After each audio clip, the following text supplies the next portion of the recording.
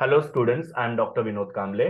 Previous कुछ videos में हम लोगों ने अलग अलग लेबर लॉज के बारे में पढ़ा, जिसमें हम लोगों ने trade union act, factories act, industrial dispute act, child and women labour act, prevention of sexual harassment act, फिर पेमेंट ऑफ ग्रेच्युटी एक्ट और प्रोविडेंट फंड एक्ट के बारे में पढ़ा।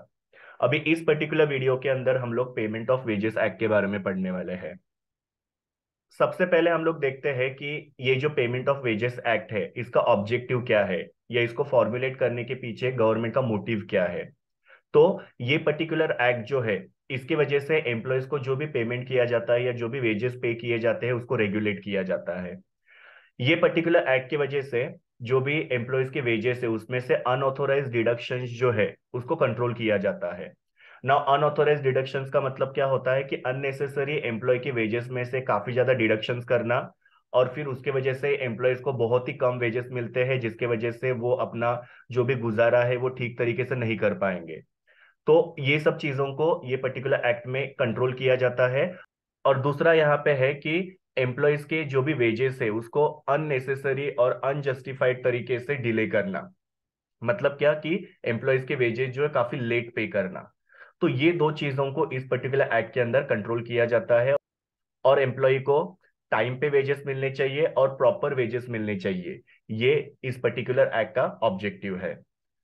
सो आप लोगों को यहाँ पे ऑब्जेक्टिव में क्वेश्चन आ सकता है, तो ये आप लोगों को थोड़ा इंट्रोडक्शन याद रखना है कि पेमेंट ऑफ वेजेस एक्ट जो है वो एम्प्लॉयज के वेजेस में से अनऑथोराइज डिडक्शन जो होता है उसको कंट्रोल करता है, और दूसरा एम्प्लॉयज के जो भी पेमेंट का वेजेस उनको किया जाता है वो डिले न हो, उसको भी कंट्रोल करने का काम ये पर्टिकुलर एक्ट करता है। अभी हम लोग देखते हैं कि पेमेंट ऑफ वेजेस एक्ट जो है उसके प्रोविजंस क्या है या फीचर्स क्या है। इसमें सबसे पहला प्रोविजन ये है कि एम्प्लॉयज को रेगुलर पे मिलना चाहिए।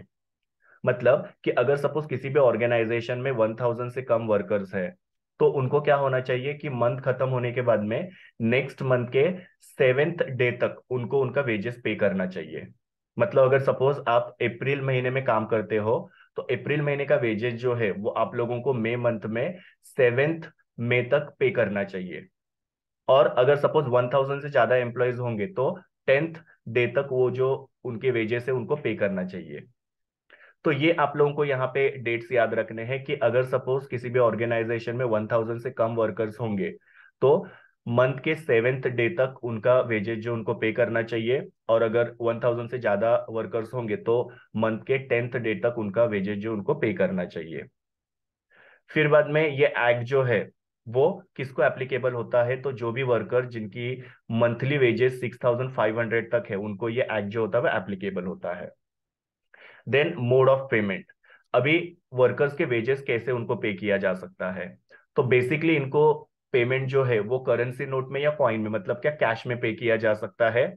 और दूसरा, अगर सपोज वर्कर्स राइटिंग में कंसेंट देते हैं, मतलब राइटिंग में अगर लिख के देते हैं, तो उनको चेक पेमेंट या फिर उनके बैंक में डायरेक्ट वो जो उनके वेजेस है वो क्रेडिट किए जा सकते हैं।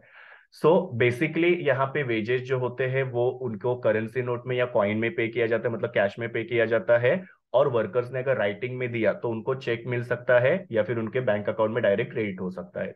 तो इस पर्टिकुलर एक्ट के अंदर ये मोड ऑफ पेमेंट होता है जिसके थ्रू एम्प्लॉयज को वेजेस पे किए जाते हैं। फिर डिडक्शंस फ्रॉम द वेजेस। अभी यहाँ पे एम्प्लॉयर क्या कर सकते हैं कि एम्प्लॉय के जो भी वेजेस होते हैं उसमें से सिर्फ ऑथोराइज डिडक्शंस कर सकते हैं, उतना ही उनको अलाउड है। अभी ये ऑथोराइज डिडक्शंस क्या हो सकते हैं, तो सपोज एम्प्लॉय को कोई फाइन कंपनी ने चार्ज किया है, या फिर वो एब्सेंट रहे हैं ड्यूटी से, या उनके वजह से कुछ डैमेज हुआ या कुछ लॉस हुआ है, या फिर अगर सपोज उनका कोई लोन है तो वो लोन रीपे करवाना है। तो ये सारे ऑथोराइज डिडक्शंस है। इसके अलावा अगर कोई भी अनऑथोराइज डिडक्शंस होगा तो वर्कर के वेजेस में से नहीं किया जा सकता है। तो यहाँ पे उन्होंने क्लियरली बताया है कि कौन से डिडक्शन जो है वो एम्प्लॉय के वेजेस में से किए जा सकते हैं। तो यहाँ पे मैंने आप लोगों को बताया कि जो भी एम्प्लॉयज है उनके वेजेस को रेगुलरली पे करना चाहिए। मतलब कि अगर 1000 से कम वर्कर्स होंगे तो जो भी मंथ है उसका 7th डे तक उनका वेजेस जो है पे करना चाहिए। और 1000 से ज्यादा एम्प्लॉयज होंगे तो मंथ के 10th डे तक उनका वेजेस जो उनको पे करना चाहिए। मोड ऑफ पेमेंट, तो बेसिकली यहाँ पे वेजेस जो होते हैं वो करेंसी नोट या कॉइन में, मतलब कैश में पे किया जाता है। और अगर वर्कर ने राइटिंग में कंसेंट दिया या राइटिंग में अगर कुछ एप्लीकेशन दिया तो उनको चेक से पेमेंट किया जा सकता है या उनके बैंक अकाउंट में पैसा ट्रांसफर किया जा सकता है। फिर डिडक्शंस क्या क्या हो सकते हैं, तो सिर्फ ऑथोराइज डिडक्शंस होते हैं जो एम्प्लॉय के वेजेस में से किए जा सकते हैं। उसमें ऑथोराइज डिडक्शन में क्या क्या आ सकता है, तो कोई फाइन एम्प्लॉय को चार्ज किया है तो वो डिडक्ट किया जा सकता है। अगर एम्प्लॉय एब्सेंट है तो वो डिडक्ट किया जा सकता है। एम्प्लॉय की वजह से ऑर्गेनाइजेशन में अगर कोई डैमेज या लॉस हुआ है तो वो डिडक्ट किया जा सकता है। और एम्प्लॉय ने अगर सपोज एम्प्लॉयर से कोई एडवांस या लोन लिया है तो वो भी यहाँ पे डिडक्ट किया जा सकता है। और उसी के साथ साथ इंश्योरेंस का भी डिडक्शन किया जा सकता है। अभी हम लोग देखते हैं कि इस पर्टिकुलर एक्ट के अंदर रिसेंटली क्या क्या चेंजेस आए हैं। तो ये जो एक्ट है इसको अभी क्या कहलाया जाता है, payment of wages amendment act 2017, क्योंकि 2017 में ये पर्टिकुलर एक्ट के अंदर काफी सारे चेंजेस आए हैं। उसके बाद में दूसरा चेंजेस यहाँ पे ये किया गया है कि मैंने जैसे आपको बोला कि वर्कर को यहाँ पे वेजेस जो है वो करेंसी नोट या करेंसी कॉइन में पे किया जा सकता है, मतलब कैश में पे किया जा सकता है। लेकिन पहले कैसे था, अगर उनको चेक से चाहिए पेमेंट या उनके बैंक अकाउंट में ट्रांसफर चाहिए तो उनको रिटर्न कंसेंट देना पड़ता था। लेकिन अभी ये कंसेंट की जरूरत नहीं पड़ती है। यहाँ पे ऑर्गेनाइजेशन क्या कर सकती है कि डायरेक्टली उनको चेक से पेमेंट कर सकती है या उनके बैंक अकाउंट में पैसा जो डायरेक्टली ट्रांसफर कर सकती है। तो ये एक रिसेंट अमेंडमेंट आया है कि यहाँ पे अभी चेक से पेमेंट करने के लिए या बैंक अकाउंट में पैसे ट्रांसफर करने के लिए रिटर्न कंसेंट की एम्प्लॉय की जरूरत होती नहीं है। फिर ये थर्ड जो अमेंडमेंट है वो ऑलरेडी मैंने आप लोगों को बताया कि अगर किसी भी ऑर्गेनाइजेशन में 1000 से कम वर्कर्स काम करते हैं तो वहां पे वर्कर के वेजेस जो है वो उनको मंथ के 7th डे तक पे करना जरूरी है। और अगर 1000 से ज्यादा एम्प्लॉयज रहेंगे तो मंथ के 10th डे तक वो पेमेंट वेजेस का कर सकते हैं। उसके बाद में यहाँ पे हर एक एम्प्लॉयर जो है उनको कुछ रजिस्टर्स मेंटेन करना पड़ता है। उसमें रजिस्टर ऑफ वेजेस, मतलब उससे पता चलेगा कि कितने वेजेस पे किए जा रहे हैं। अगर वर्कर को कोई फाइन चार्ज किया जाता है तो उसका रजिस्टर ऑफ फाइन होना चाहिए। रजिस्टर ऑफ एडवांसेस, मतलब वर्कर्स को जो भी लोन दिया जाता है तो उसका एक रजिस्टर बनाना जरूरी है। फिर बाद में register of wages deduction in case of the damage और लॉस। उसका मतलब कि अगर एम्प्लॉय की वजह से ऑर्गेनाइजेशन को कोई डैमेज हुआ है या कोई लॉस हुआ है तो उसका जो डैमेज का और लॉस का जो कॉम्पेंसेशन है वो एम्प्लॉय के वेजेस में से डिडक्ट किया जाता है। तो उसका भी एक रजिस्टर बनाना जरूरी है कि कौन से एम्प्लॉय की वजह से कितना डैमेज और कितना लॉस हुआ है और एम्प्लॉय ने कौन से एम्प्लॉय के वेजेस में से वो डैमेज और लॉस जो है वो डिडक्ट किया हुआ है। फिर बाद में लास्ट में यहाँ पे एक अमेंडमेंट है कि एम्प्लॉय को जो भी सैलरी पे की जाती है, जो भी वेजेस पे किए जाते हैं, तो काफी बार क्या होता है कि उनके कुछ डिडक्शंस होते हैं। जैसे कि सपोज कि एम्प्लॉय ने को कोई फाइन भरना है या फिर उनका कोई उन्होंने ऑर्गेनाइजेशन का लॉस किया है तो वो डिडक्ट करना है, या फिर उनका कोई इंश्योरेंस का प्रीमियम है वो डिडक्ट करना है। तो ऐसे कुछ डिडक्शंस होते हैं जिसको ऑथोराइज डिडक्शन बोलते हैं, जो ऊपर मैंने ऑलरेडी आप लोगों को बताया है, जो ऑर्गेनाइजेशन एम्प्लॉय के सैलरी में से कर सकती है। लेकिन वो डिडक्शन जो है वो टोटल सैलरी के 75% से ज्यादा नहीं होना चाहिए। मतलब एक छोटा सा एग्जांपल देता हूँ कि सपोज एम्प्लॉय की सैलरी है 100 रुपीज और उसने अगर सपोज ऑर्गेनाइजेशन के पास से लोन लेके रखा हुआ है, सपोज 100 रुपीज का ही उसने लोन लेके रखा हुआ है, तो ऑर्गेनाइजेशन पूरा का पूरा 100 रुपीज जो है वो एक ही मंथ में डिडक्ट नहीं करेगी।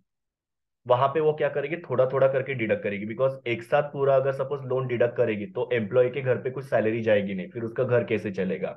तो इसकी वजह से यहाँ पे प्रोविजन बनाया है कि जो भी डिडक्शंस है वो टोटल सैलरी के 75% से ज्यादा नहीं होने चाहिए।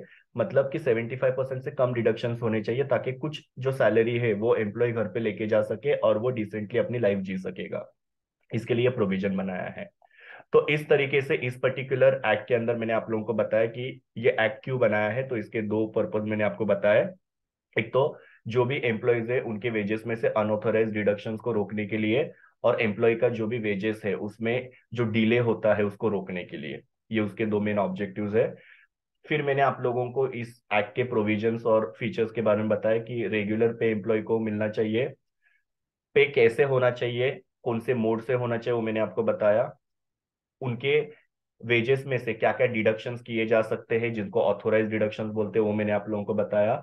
और फिर मैंने आप लोगों को जो ये पर्टिकुलर एक्ट के अंदर रिसेंट चेंजेस हुए उसके बारे में बताया, जहां पे मैंने बोला कि पहले एम्प्लॉय को जो भी वेजेस पे किए जाते थे तो वो करेंसी कॉइन में या करेंसी नोट में किए जाते थे।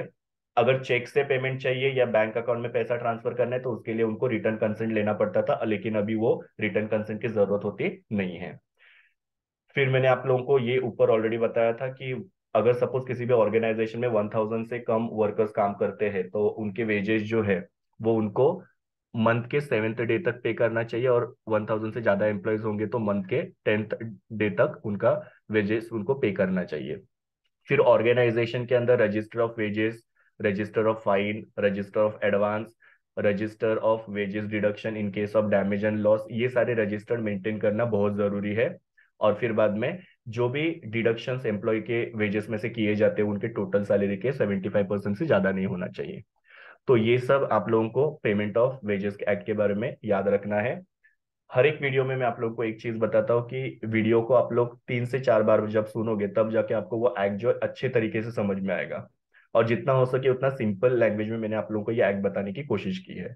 सो thank you students, please do like share comment and subscribe to my YouTube channel and also recommend my channel to your friends. We will meet in the next video.